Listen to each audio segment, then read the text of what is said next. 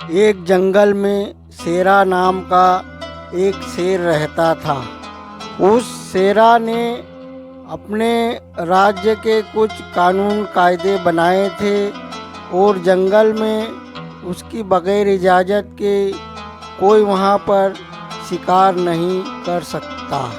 अगर जंगल में कोई शेरा के बगैर कोई शिकार करता है तो शेरा उसे बहुत कड़ी सजाएं देता था। एक दिन की बात है कि जंगल में एक नई बाघिन आ जाती है और वह एक बकरी को मार देती है।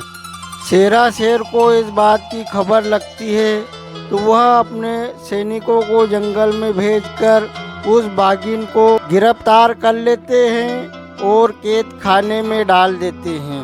जब बाघिन के पति शमशेरा को मालूम होता है कि उसकी पत्नी को शेरा ने गिरफ्तार कर लिया है, ये खबर बाघ शमशेरा का मंत्री जो होता है डेगन, वह उसे खबर देता है।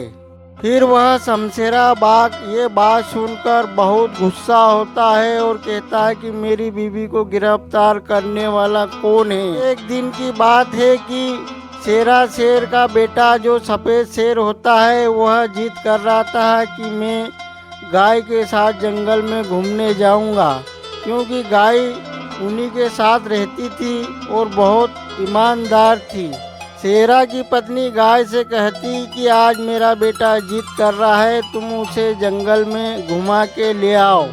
फिर वह गाय शेर के बेटे को, सफ़ेद शेर को जंगल में घुमाने के लिए ले जाती है। फिर वहाँ पर शमशेरा टाइगर अपनी फौज लेकर आ जाता है और शेरा के जंगल में सभी जानवरों को मार देता है और शेरा शेर को बंदी बना लेता है और सारे जंगल में अपना कब्जा जमा लेता है। फिर वह गाय शेरा शेर के बेटे को लेकर जंगल से आ जाती है और वह जहाँ वहाँ लाशें पड़ी देखती है और एक कोने से छुपके से देखती है तो देखती क्या है कि शेरा शेर को बंदी बना लिया जाता है और शमशेरा ने पूरे जंगल पर कब्जा जमा लिया है। फिर वह गाय शेर के बेटे को लेकर दूसरे जंगल में चली जाती है और वहाँ पर उसकी परवरिश करती है और शेरा के जंगल में शमशेरा बाघ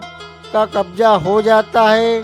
अब एक दिन की बात है कि शेर के बेटे के पास शमशेरा टाइगर का एक मंत्री आता है। सफ़ेद शेर से कहता है कि महाराज मेरी मदद करो। शमशेरा बाघ ने पूरे जंगल पर आतंक मचा रखा है और वह अपनी मनमानी कर रहा है। और आज से 25 साल पहले वहाँ शेरा शेर का राज्य हुआ करता था, लेकिन शेरा को उसने बंदी बनाकर रख लिया है और वह जंगल पर अब राज कर रहा है और अपनी मनमानी करता है। जब गाय उस मंत्री की बात सुनती है तो फिर वह सफ़ेद शेर से कहती है कि ये जो मंत्री बाघ का जो कह रहा है बात, वह 25 साल पुरानी, वह बेटा तुम्हारे पिताजी का राज्य था और तुम्हारे पिताजी को उसने बंदी बना रखा था। मैंने ये बात तुमसे छुपा कर रखी थी और तुम्हें जंगल से यहाँ लेकर आ गई थी।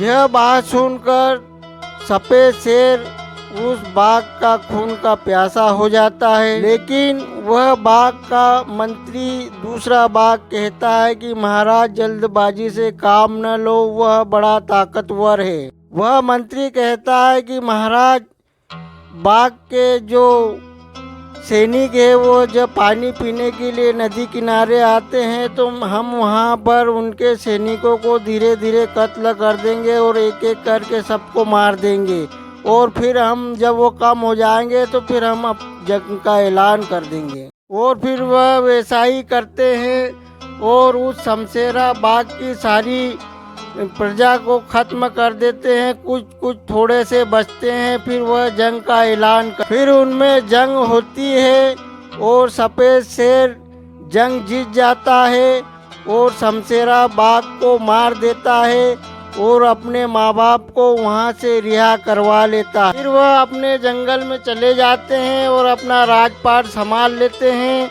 और फिर सब जंगल में सभी हंसी खुशी से रहते हैं। तो दोस्तों, हमारी ये कहानी अगर आपको पसंद आई तो हमारे वीडियो को एक लाइक करना और हमारे चैनल को सब्सक्राइब करना और अपनी राय कमेंट बॉक्स में ज़रूर रख देना।